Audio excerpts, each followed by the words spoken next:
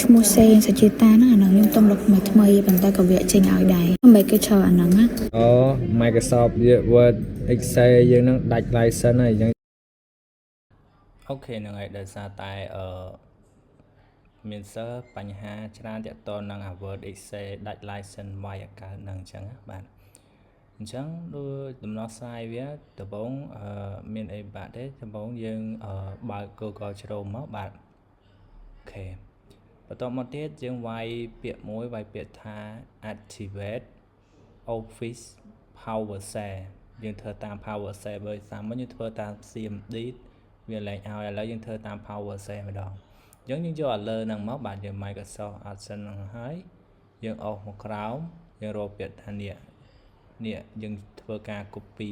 code link ហ្នឹងមក copy code ហ្នឹងមកអូខេ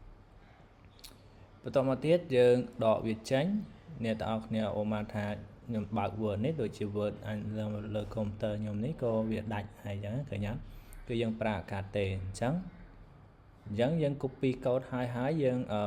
ចូលកន្លែង search ក្នុង computer យើងវាយពាក្យថា Windows PowerShell ឬនេះ Windows PowerShell បាទតោះមកអ្នកទាំងអស់គ្នាមកស្ដាំ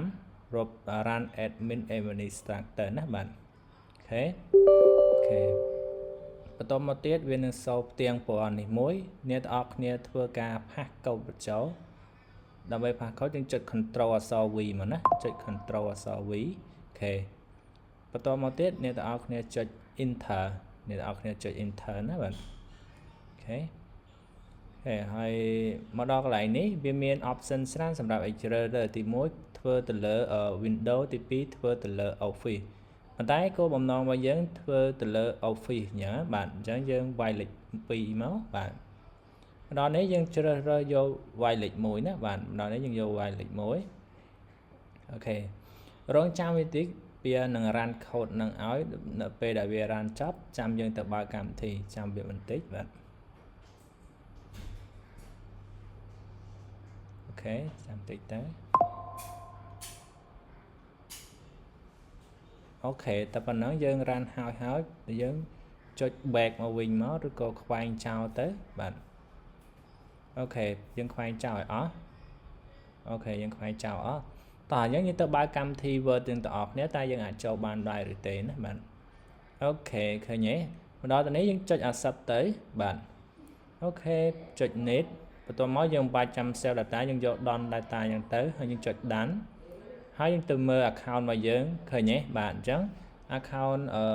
Microsoft 365យើងអាចប្រើបានធម្មតាវិញណាបាទអូខេឃើញហ្នឹងហើយយើងអាចវាយអក្សរបានវិញហើយអញ្ចឹងយើងធ្វើមួយគឺបានទាំងអស់ណាបានទាំងអស់ដូច Excel ហ្នឹងយើងដាក់ចូលទៅអូខេឃើញទេបាទអញ្ចឹងយើងបានអស់អូខេវីដេអូហ្នឹងមានប៉ុណ្្នឹងហ្នឹងហើយបើសិនមានចំណុចអីទៀតអាចឆាតឬក៏ comment នៅខាងក្រោមបានអរគុណច្រើន